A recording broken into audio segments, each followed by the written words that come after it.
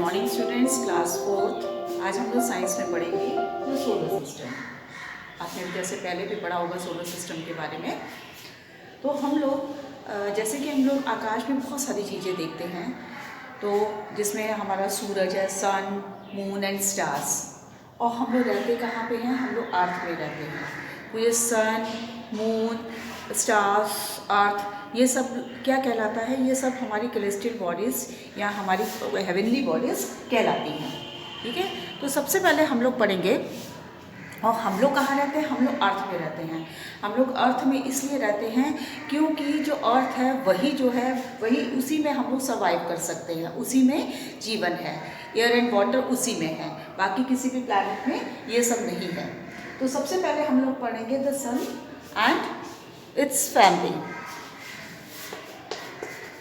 The sun and its family.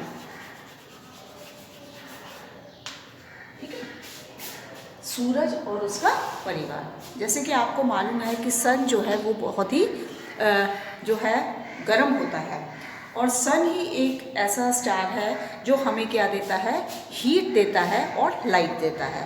ठीक है, और ये अर्थ के काफ़ी करीब है।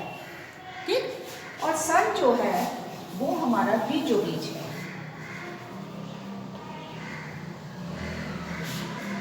Clear? The earth is member of the family of the sun. In this family there are other members.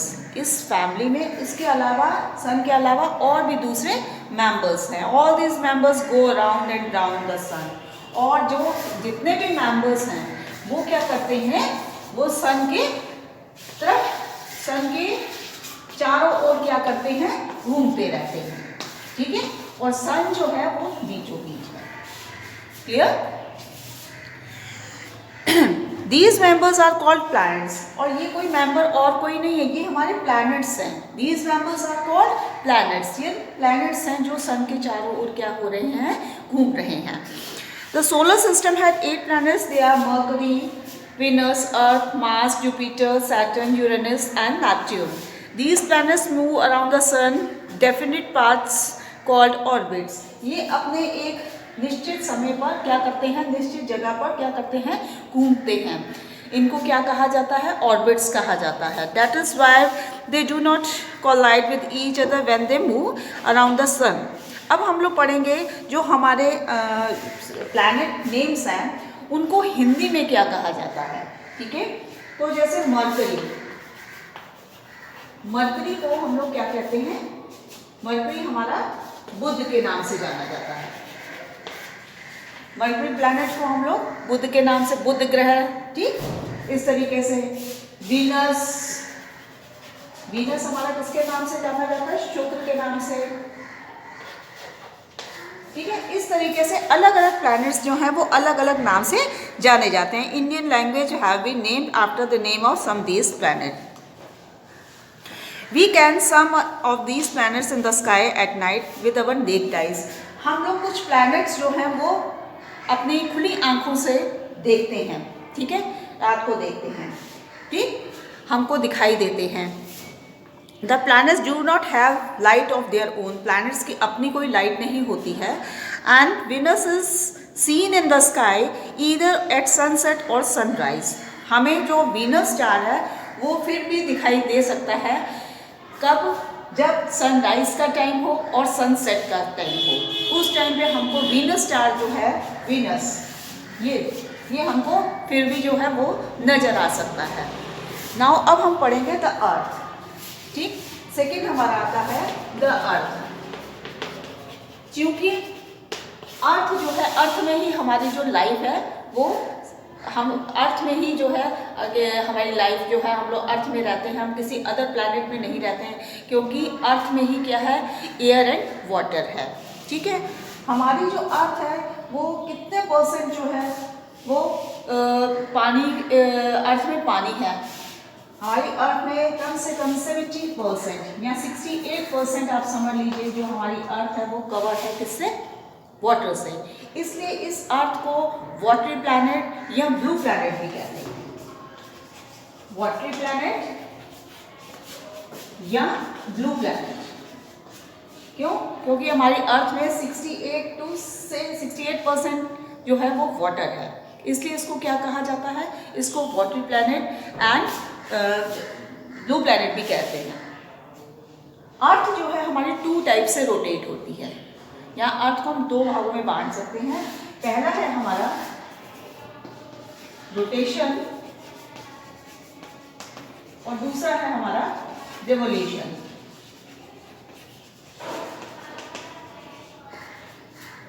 Rotation, अर्थ में रोटेशन कैसे होता है कि अर्थ अपनी ही जगह पर रह करके और क्या करती है, मूव करती है। इस तरीके से मान लीजिए ये अर्थ है वो अपनी ही जगह पर रहकर क्या कर रही है, मूव कर रही है। ठीक, तो ये हो जाता है हमारा रोटेशन। और रेवोल्यूशन क्या है, रेवोल्यूशन में अर्थ जो है वो सन के चारों ओर क्या करती है, घूमती है।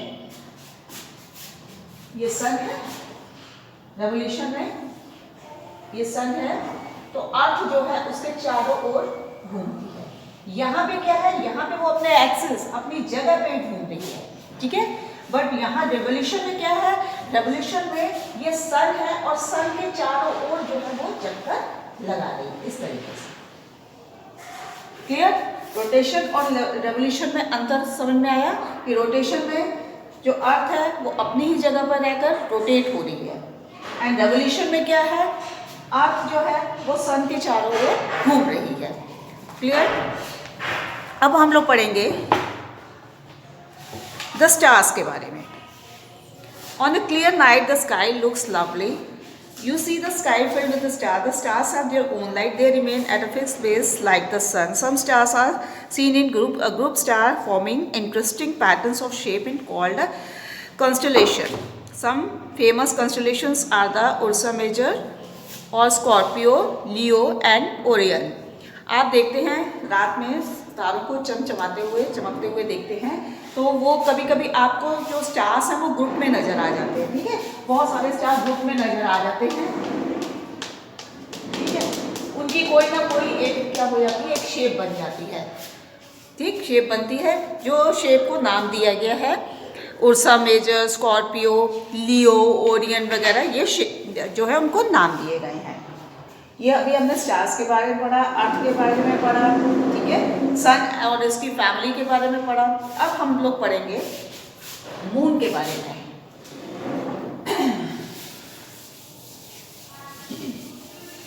मून के बारे में पढ़ेंगे। मून, द मून, चंद्रमा क्या है।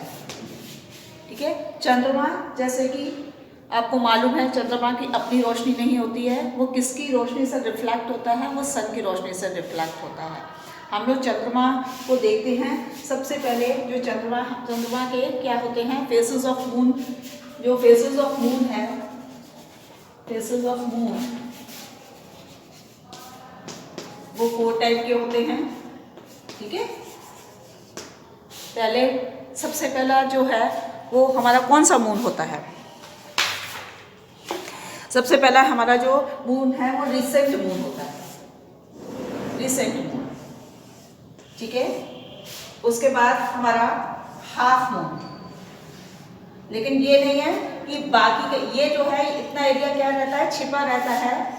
ठीक है, ये नहीं है कि ये होता नहीं है, ये होता है। ठीक है, और इतना एरिया जो है वो क्या रहता है, वो हाइड रहता है, हमको नजर नहीं आता, वो दूसरी साइड पे, दूसरी जगह पे वो नजर आएगा। ठीक, उसके बाद एक टाइम आता है मून का, जब मून में इस तरीके की शेप आती है, हाफ से ज्यादा हो जाता है, ये इसको कहते हैं गिब्बस मून। ये गिब्बस मून कहलाता है, और ये वाला जो पार्ट है ये दिखाई नहीं देगा। ठीक है, और एक दिन आता है जब हमें फुल मून नजर आता है, ये इस तरीके से, इसको आप लोग पूर्णमासी की रात कहते हैं। जिस दिन चंद्रमा हमको क्या नजर आता है, फुल नजर आता है, पूरा नजर आता है। ठीक है, नेक्स्ट हम लोग पढ़ेंगे सैटेलाइट के बारे में। आपको मालूम है आज का युग जो है हमारा, हम लोग जो है जिस एज हमारा जो चल रहा है वो कौन सा एज चल रहा है, स्पेस एज चल रहा है। ठीक है, स्पेस युग का युग चल रहा है। आपको मालूम है सैटेलाइट के जरिए हम लोग बहुत सारी चीज़ें जो हैं वो नई नई जानते हैं, ठीक है। और स्पेस जो है सबसे पहले इंडिया में स्पेस इंडिया का जो लॉन्च हुआ था, सबसे पहले कब लॉन्च हुआ था?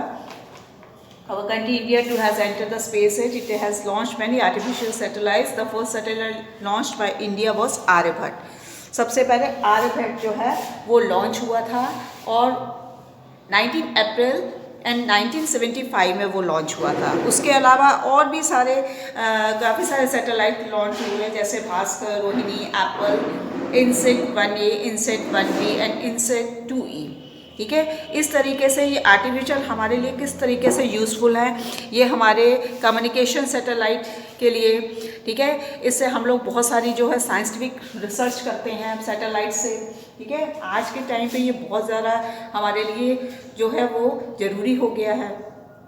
तो इस तरीके से आपने ये पूरा सिस्टम पढ़ा सोलर सिस्टम का, कि कैसे सन, अर्थ, मून, हमारे जो प्लैनेट्स हैं, ठीक है, और हमारी अर्थ है, ये सब कैसे एक दूसरे से जुड़े हुए हैं। चैप्टर समझ में आया? Okay, have a nice day.